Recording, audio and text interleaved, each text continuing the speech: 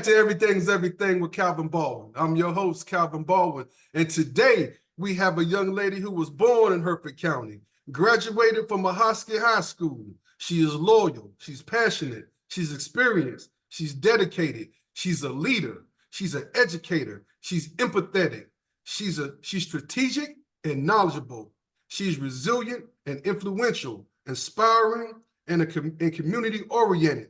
North Carolina Secretary of State for 10 years, currently working with the North Carolina Veterinarian Medical Board. She is currently running for the Hertford County Board of Education. She is a mother and a fighter for what she believes in.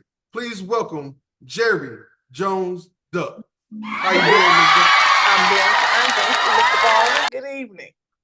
Yes, ma'am. Good evening to you, and thank you for being a guest with us today. All right, yes, so we're going to get started really quick. Is it true that you used to work for a gentleman named Perry Martin, and so he was a local judge, a lawyer, and a state rep? Can you tell us a little bit about him and your experience? He taught me a lot. I worked for Perry for about close to 15 years. Perry was a criminal attorney. We had some interesting cases, interesting murder cases, interesting high-profile drug cases.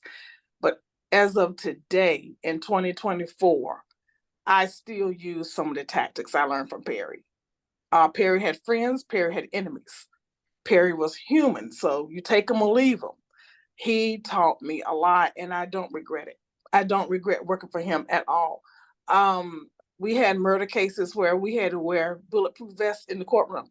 He and I had to go in the courtroom with a bulletproof vest on.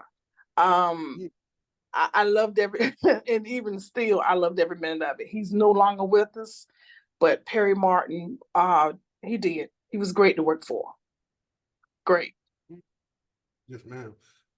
From some of my sources, I had found that you were so influential that you were able to handle a lot of the load yourself. I did. Like you were, because Perry loved that golf course, and at 2:00 you can forget it. He was gone to Beechwood. I earned a reputation with the judges. I earned a reputation with the clerks, with other attorneys, with the district attorney. I couldn't practice law, but I ran that office alone. I wasn't there by myself. So not pat myself on the back, but it was what it was. And I did most of it by myself, and I still use what I learned then, I use now. Okay. Still have. Yes, ma'am. What kept you from moving forward in law? You know, because it seemed like you knew everything that you had to do. That's a lot of years and a lot of money. And go back to school for law. I saw what it would do to people. I have a cousin who passed the bar. She passed the bar in 2020, and she stayed with me. Well, in 2019, she stayed with me for the 2 nights she took the bar. And I saw how she passed, but it will eat you up just studying. And at my age, I just like being on the other end where I could help as much as I could. Lawyers really have their hands tied. They can only do so much. So as the paralegal, you can do much more. And I love that. And got paid good. Perry paid me well. I miss those Christmas bonuses. Yeah. But I did. I loved it. I did. Yes, ma'am. Yes, ma'am. We're very thankful for what you and he were able to do. And so I really feel like everyone in Hertford County should know you or may have heard of you, because your mom, she was or is Miss Ophelia Jones. And so she taught almost everyone in Hertford County from elementary school all the way up to 8th grade. Yeah. My mom. Can you expand on her greatness, please? Yes. She passed 5 years ago, and she used to bring her kids home. When I was a little girl, her students that didn't have clothes, we would pass our clothes down to them. I remember Mama feeding the kids at home, giving them baths, combing their hair. I remember that. And I don't go as far as cooking. You don't want me to cook, but I tell my kids, I tell everybody, if you have used clothing, if you have items that you don't want any more that are not in bad condition. There's somebody out there doing worse than you. I know I got that from my mom. I know I did. I can gather bags of clothes and give to people. That's just what she did. She was adamant about that. She made sure you spoke a certain way. She made sure you were always polite. Mama, she did 44 years in Hertford County. She retired. And people knew her. Some of her students that are still living, they still tell me, said, little Ophelia, your mama did this and that. And she had pictures from her students. After she died, some of her students that are still living, I gave them some of the pictures out of the photo album. It's funny to see people in the hospital that are 70 years old, and I have their 5th grade pictures. And when I show it to them, they couldn't believe it.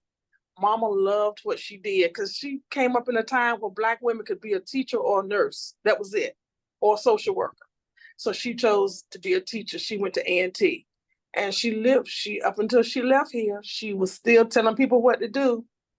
So I got a little bit of that in me, a little bit. Okay. So one of the reasons that we're getting this interview accomplished tonight is because you're running for the Board of Education in Hertford County. Yes, is that sir. right? Yes, sir. Okay. And why do you want to run? I have 3 children, and let me tell you a quick story, Mr. Baldwin. I have 3 children. 2 of my children graduated from Hertford County High School. My last child, when he graduated, he moved with me to Raleigh. I was living in Raleigh at that time. He went to a school called Corinth Holders in Johnston County. Big difference. It's apple and oranges compared to Hertford County. But when he got there to Corinth Holders, it was a lot of work. He had never heard of, I had never heard of it. When I would come back to Hertford County on the weekends, and I would talk to some of his friends that were still in Hertford County, or some of my relatives, weren't learning any of that. And it was the same grade. They weren't learning, had never heard of it. That's one of the reasons I'm running. The main reason that I'm running for Board of Education, Hertford County Public Schools needs help. They're at the bottom of the barrel as far as education in North Carolina. Only 2 schools in the system have A's. That's the STEM school and early college. Well, the curriculum is different there. The class ratio size is different. The students that you have at the STEM and early college they're doing something else. They're going towards something else. So the kids that you have at the middle school, the high school, at Riverview, Bathfield, at High School Elementary, what about them? I'm not knocking the board, because I'm not talking about anybody, but I am. If you sit on the board of any corporation, if you sit on the board of Walmart for 20 years and Walmart was bankrupt every year, how long would you be there? You have people on the Board of Education in Hertford County that have been there for 20 years and the schools have F's. So at this point, that lets me know you're just there because of a title. And in Hertford County, it doesn't take a lot for people to fall in love with power. We're past that now. It's time to help the kids transition from one school to another and transition from Hertford County High School to real life. Our kids aren't ready. They're not ready to learn how to establish credit. They're not ready to get good jobs. They're not ready to go on past that. And in this day and age, we need more kids in trade school. And if you want to go to college for 4 years, I'm not knocking that, but are they ready to leave Hertford County? They're not ready. And nobody's looking at their future. You can't tell me that you're concerned when they have F's. My concern is the children at Bathfield have F's. That's 3rd grade. What is a 3rd grade school doing with F's? All you got to do is count, spell, recess, and I'm not trying to be funny. Why are my 3rd graders flunking? Nobody's talking about that. They were caught up in the fact that they let Ms. Shields go as the principal. I'm not concerned with that. Ms. Shields got 30-some years on her belt. She was going to leave anyway. It was close to retirement anyway. Instead of talking about the fact that our children are flunking, And when I say our children, I mean all, black, white, brown, they're flunking. And there's time for change. That is why I am running for a seat on the Hertford County Board of Education. You cannot stay in the same job for 24 years and you're flunking. Mm-hmm. That's Yes. basically it. Yes, ma'am. Well, currently, the board members are David Shields, Mhm. Dennis DeLoach, Miss Sheila Porter, and Wendell Hall. His seat is up for election right now, and also his seat is up. So potentially you would be looking for one of their seats. Right. From the studies that I've been able to do on Hertford County, your assessment is correct as far as the information that I was able to gather. Hertford County's public school rank in the lower half of North Carolina school district based on math and reading. The district's average math proficiency is around 20%, while reading is about 30%, and it's definitely below, okay? The district ranks roughly 299 out of 321 North Carolina school districts. That's with the Hertford County Early College High School is a notable exception because they were achieving higher scores, okay? Right. And so with all that being said, it's definitely room for improvement. The thing that I believe in so much is education. I believe that when you have education, you allow yourself to have options, and without those options, then you're destined to do what you're doing now. And so either you work hard now or you're gonna work hard later. But you're gonna work hard, but is whether when you do it. And so so with hearing all of that, okay, and we understand that the scores are low, okay, but once again, the people of Hertford County are beautiful. You know, we're beautiful people, and we just have to be able to get on the right track. And I think you're not the only one who understands that or realizes that, but I want to be able to talk to the beauty of the people because that's where we are. That's who we are. And so with all that being said, how can you make a difference? It will not happen overnight. Now, if I'm on the board, you get a 4-year term. It's going to take more than 4 years. First thing is transparency and accountability. Everybody has to be held accountable, starting with the parents, then with the educators, then with the ones over the educators. You have to be held accountable, and we have to find that click. What is it that makes these kids click? What is it we can introduce into the school system that will get their interest, that will draw them into wanting to learn? I have said this before, and people think it's funny, and it's not. There are children in Hertford County Public Schools, the only time they eat is when they come there. The only time they have heat and air is when they come there. The only time they have running water is when they come there. You have to focus on each, you have to focus on individuals. If you have a troubled child, you have to find out what that trouble is. Now, when I was at the forum the other night, I said something and I will repeat it. The public school system is not a babysitting service.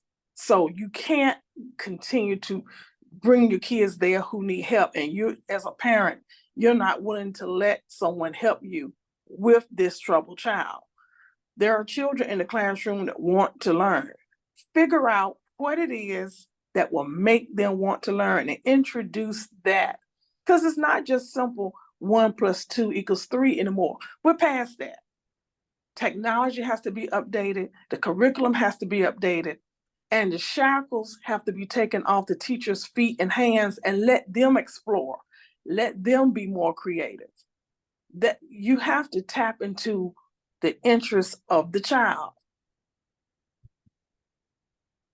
So in other words, by tapping into the interests of the child, you would be able to incorporate more vocational and technical education. Is that correct? I definitely want to do that. Listen, we're in 2024 and finding a plumber in Hertford County is like finding $1 million.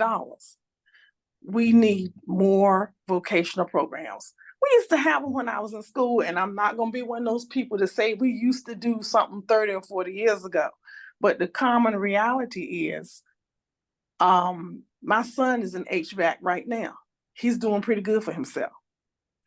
You need diesel mechanics, you need welders, you need bricklayers, and you know how many people are good with their hands that don't have that outlet, how many kids can use their hands and their minds work like clockwork, but nobody has introduced this to them.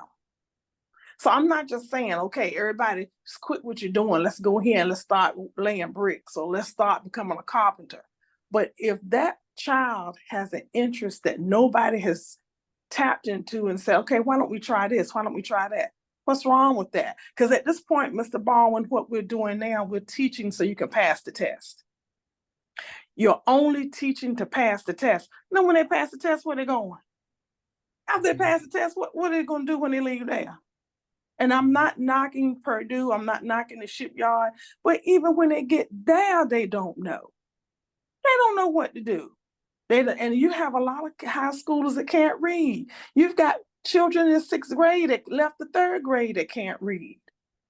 Reading is extremely fundamental, and no matter what you do in life, you have to know how to read. Focus on that, but make reading interesting. Don't just put the paper in front of them and say, okay, now what is this? Make it interesting, make it fun. Times have changed.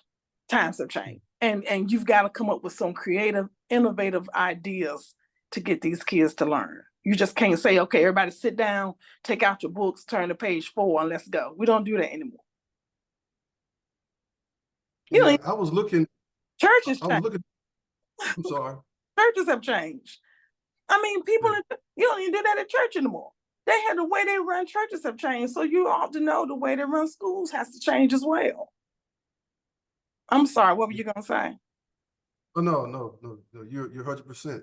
Times have definitely changed. Yeah, times have changed. You got me going there, Mr. Ball.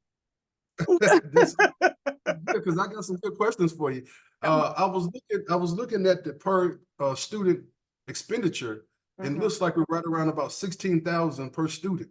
So it would be good for that to be used appropriately. One of the questions that I have here is that as you said before, having a strong connection or interaction between the teachers and the parents is paramount. And I remember, not necessarily back when I was coming up, because then I'll tell my age for sure. But but there are many scenarios where it takes a community to raise a child. And I think that not necessarily that we should go back to that where students are disciplined by the teacher, but I think it would be a good scenario where the parents and the teachers could be on the same page. And so sometimes, a teacher might discipline a child, and then the parent come up there, why are you talking to him like that? Or why are you doing, they're not really looking to see how the child is, causing other kids from not gaining their education. And so I think that everyone being on the same page is really going to be paramount for the success of Hertford County. So once again, we need to get the parents involved. Everybody has to buy in. You can't heal a situation or cure a process without having the full buy-in from all parties. And so we cannot underestimate the power of the parents and how they fit into this scenario of improving the education in Hertford County. And so with that being said, what type of plan do you have to allow the parents to interact with the teachers? A lot of issues in Hertford County, because Hertford County is an industry county, parents can't leave work. This is what I want to try. This is what I want to try now. I want to reach out to some of these employers in Hertford County and say, listen, will you all consider did you see that come up on your screen? Oh, no, ma'am. What is this coming on my phone? I'm sorry, Mr. Ball. Listen, I want to go to the employers and say, Can you consider giving so-and-so 2 hours paid leave once a month to volunteer at the school? Because once a child sees that the parent is there, that changes the child's outlook. Now, it ain't mandatory because you're not going to be able to force that parent to come out there. But with transportation issues and with work schedules, there's a lot you have to do to get a parent involved. Now, you can't twist a parent's arm, but there are programs that the school system can try to bring the parents in. You can have activities where the parent, a home learning activity, and if the parent gets it right, the parent gets a prize. A home learning activity, you can have things at the school. I'm all for father-daughter dances. Mothers, I'm all for that. But what about cooking day, where the parents come out to the school and help the kids cook? Or cook and having dinner. You do have movie nights, but there are other things. There are different programs because, believe it or not, there are parents that also need the resources to help them become a better parent. You're not saying you're not a good parent. What I'm saying is you need a little help here because you and I have got to get on the same page so we can help the child. Because we can't keep having this. And it's just the truth. You can't have a child that's chaotic all the time, disrupt what's going on. And yes, there are parents that's going to be upset. You can't talk to them. Well, we're not going to have people talking to your child in a kind of way, but let's keep this thing real. Your child can't come out here threatening the teachers either. Who does that? Why would a school board allow a child to stay in the classroom that's a danger to the teacher and to his peers? Why would that be allowed? Once again, the school system is not a babysitting service, but I'm just all for implementing programs where the parent can the parent finds interesting and it helps the parent learn as well without insulting the parent. Mm-hmm. Yes, ma'am. Yes, ma'am. Absolutely. Absolutely. Well, thank you so much for explaining that to us. I do have some more questions, okay? Oh. But I wanna take a short break and I wanna go to commercial. And so if you would stay with us, okay? And for the audience, y'all stay with us. And we thank you for your attention and we'll be right back with you. Everything is everything.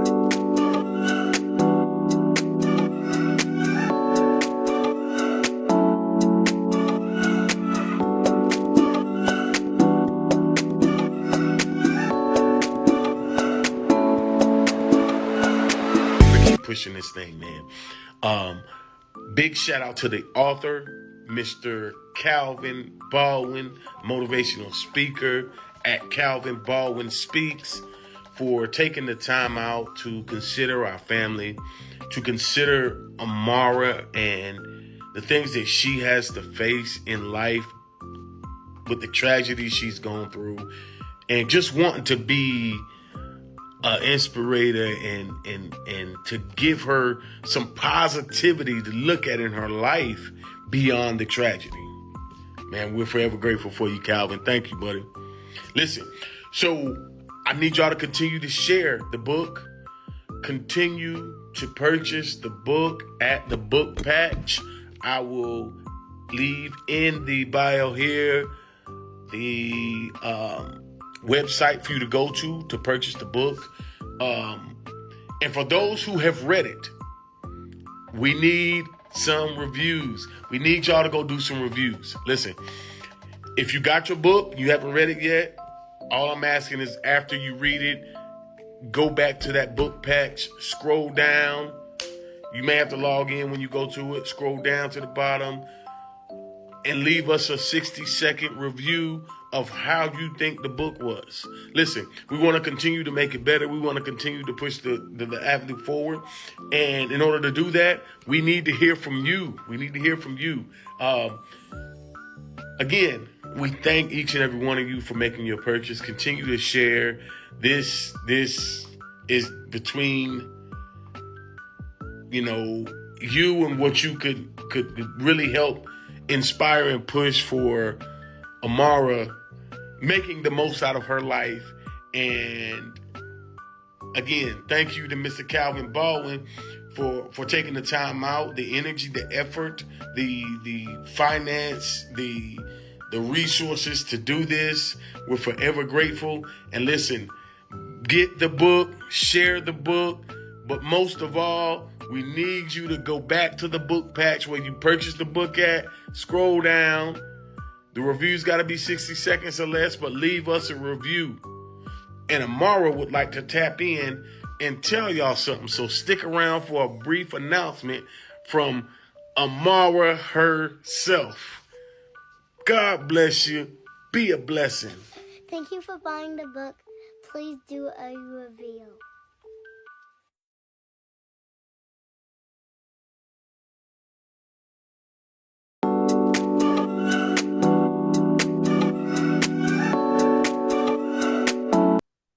I wanted to talk with you about your teachers. How are you gonna retain or even gain new teachers? Retaining teachers, I think when teachers realize that they have an open door, they can talk to us in confidence. They don't have to feel threatened. They don't have to feel micromanaged, but they feel appreciated and welcome. I just want to retain what I have.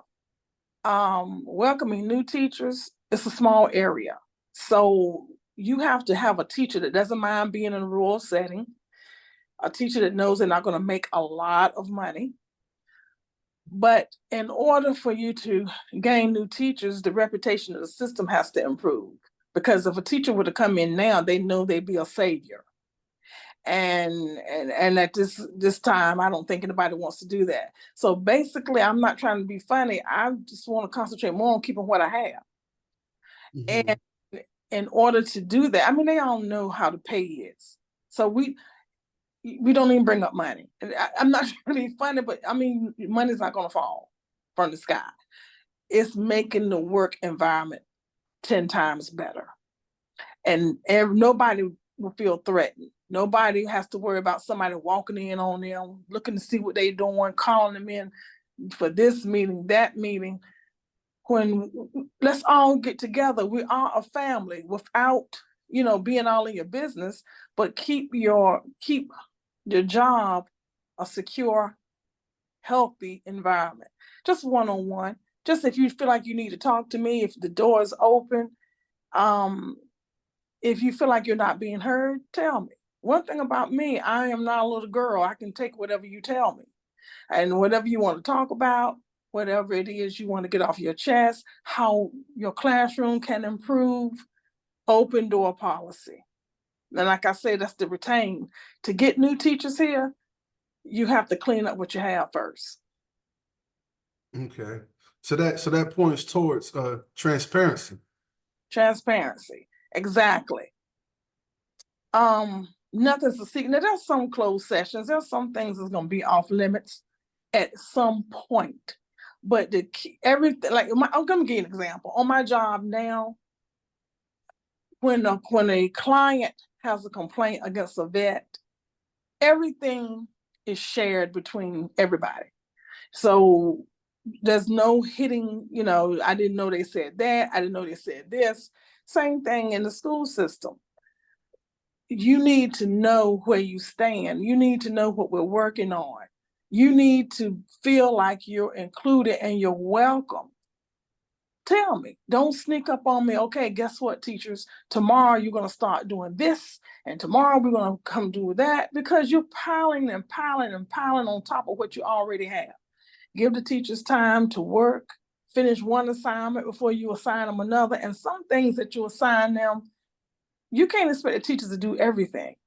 That's what a lot of it is now. Not only are they instructing the kids, but they got a mountain of paperwork that has to be done.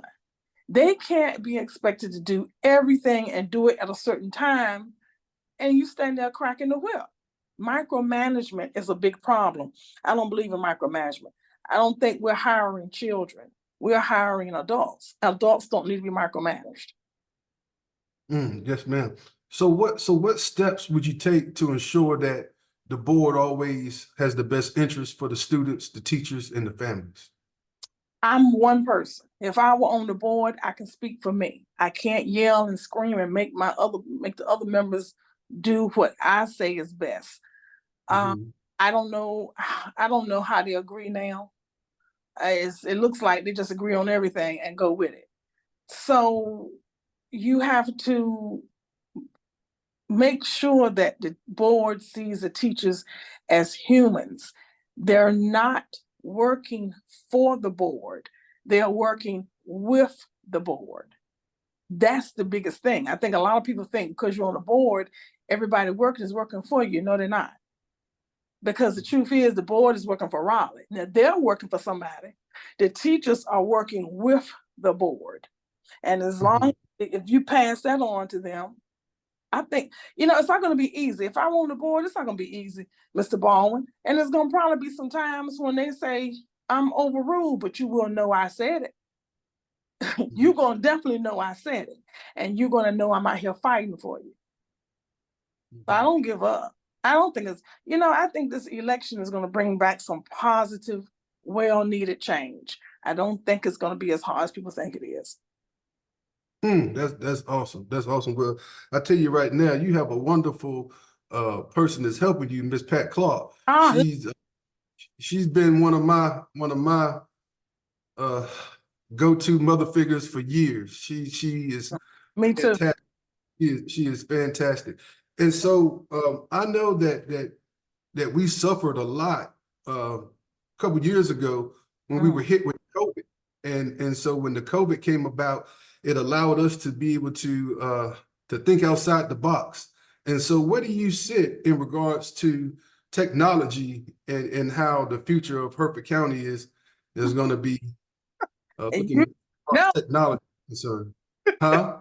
You know what I want to say. COVID opened the eyes to a lot of people that we are so behind. Parents scrambled for internet service. And like I said, I live in Harrisville. There's no internet service. So you a hotspot. Now, my job at the time when COVID hit, I was working at the Secretary of State's office. They provided me with internet. I was blessed because that was the only way I could work from home. They provided me with a hotspot. What about the parents that can't afford HughesNet and Viasat and Verizon Home and they got Starlink and all? What about them? You have to go find internet. You got to track it down. Now, I do know that internet is coming. It is coming. Don't know when it's going to get there, but it's on the way. And commissioners like Andre Lassiter, and I'm not plugging him, but I do. He has been a big, big help as far as working hard to make sure that everybody has what they need, the resources that they need. Technology in rural North Carolina is almost obsolete. And it's not affordable. So what do you do when you have a child and you send the child home with the Chromebook? What do you do when there's no internet service? Do you have a Saturday academy? Do you keep the classroom, the building open longer for them to do homework? Well, who's going to stay there and man that? These are things that you have to look at. Now, the child has to make some effort also. Yeah, you have the library, but the library closes at what time? When you live in rural America, you have to act like you live there. So you have to make accommodations when you don't want to. I am all in favor of smart lunch. I don't think they do smart lunch here yet, where during the lunch time, you have that time for tutoring and time to work. I'm all in favor of Saturday Academy. If you're going to attend and if somebody's willing to man it. But like I said, when in Rome, do as the Romans do. Our Rome is rural America. So we have to make some changes. Yes, ma'am. Well, I definitely thank you for that. And one of the things that I pick up from you, Ms. Duck, is that you're a fighter. Yeah. You have a lot of love in your heart. You have compassion. You're very resilient. You want to give back, but you're a fighter, and you've been a fighter. And many times you fought when the circumstances was not in your favor. So you're used to fighting. Okay. And so we were talking a little bit earlier, and you was telling me how you worked with the Durham County Health Department back in the 90s, and you was counseling and educating people on self-care during the crack epidemic, and when there was a big spread, a breakout of HIV. Can you just briefly tell us about how you were faced with challenges, but you were very optimistic and resilient? That was the saddest job I've ever had. And I tell people that. I was there in the early 90s, and crack and HIV came through Durham around the same time. And you had women coming in there that were nurses, and they were bringing their patients in to be tested for HIV, only for the nurses to come back a week later to find out they were also positive at the time of whatever lifestyle, you know. And at the time, all you had was the AZT drug, and it was extremely hard to get. I had to deliver the news that you were positive. I had to keep up with the date of your death because it was imminent back then that you were going to die. And crack had people, I saw people that I knew in Durham, knew them for years, and then they would come through there, and 3 years later they were unrecognizable with syphilis outbreak and HIV, and it was. But I had to hit the streets and teach them how to use clean needles. Very, very interesting. Never scared. I was never scared. I had a police officer that escorted me, and I actually had to dispense the needle and the little vial of bleach in a bag. I got cussed out, spit on. I literally got spit on. And but it was a rewarding job because I know I had people come back and tell me thank you. Every person that I delivered the news to passed. I kept up with the list. Nobody's still here of people. And that was, of course, you know, and there were people that I knew and young people. Take care of your bodies, people. And then that's something I also want to implement in the school system. Let's keep it real.